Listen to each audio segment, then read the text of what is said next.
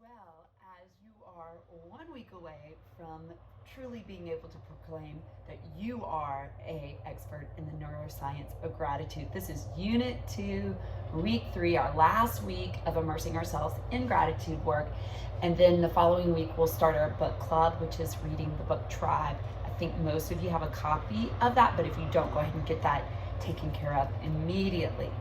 So, this week is a little playful and fun because what you're going to do is you're going to take an imaginary trip to the World Happiness Summit. You're going to mentally place yourself there, and then you're going to take on a role, a really central role in the summit where you get to apply what you've learned about the neuroscience of gratitude.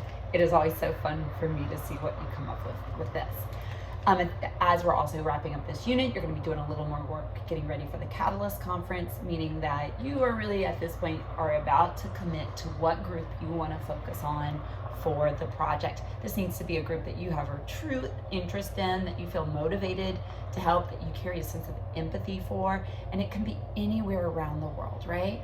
Refugees in another country, people who do not have food security in a part of the world, people who have lost a loved one and who are going through that intense grief process. Really think about what motivates you and what do you want to understand better. And then you're going to have an interview. You're going to be working on interview questions to conduct a meaningful interview with somebody who knows something about this subject.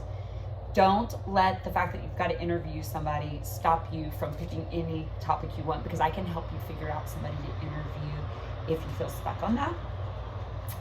Okay, just some other super important things. At this point, I hope you have either completed or realized when you're going to complete both your end of the mid-semester survey and reflection.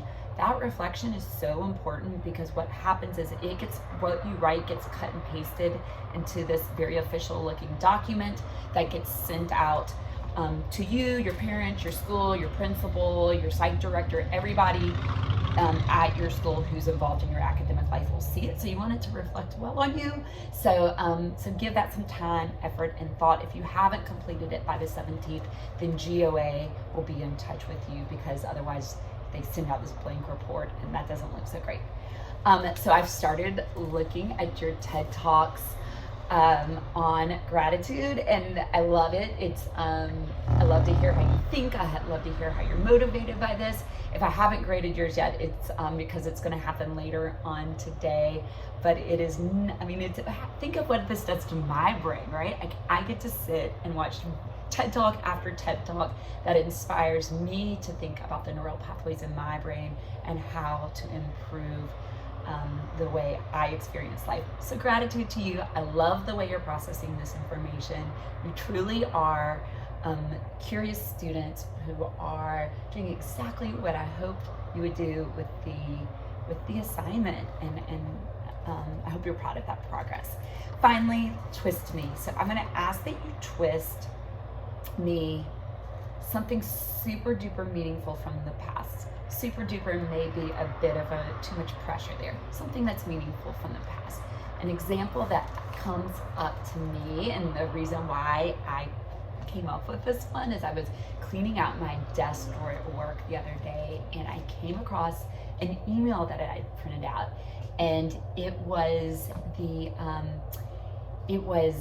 an email that I wrote to my dad before the marathon I ran, and I told him the time that I wanted to make on it, like what my plan was, what my goal was, and he wrote back in all caps, "Go for it." And unfortunately, he became ill and passed away at the beginning of the pandemic. So obviously, a really tough and sad time for me, but finding that piece of paper was like such a gift, right? Like I had forgotten we had even had that exchange. I'd forgotten that it existed. I find it just tucked away in my desk, and I had this gratitude of how much interest he used to take in my running, which is one of my passions and something I care deeply about. And it was just this, can't even say that it was sad, because it was just more meaningful than anything. So Maybe the thing that you look back on and feel grateful for is a time that your aunt took you for ice cream when you were 7 years old, and that is great too, right? Like just any memory that's way in the past, but that you know you carry some gratitude for. Have a great weekend. I can't wait to finish watching your TED Talks. I'll see you soon.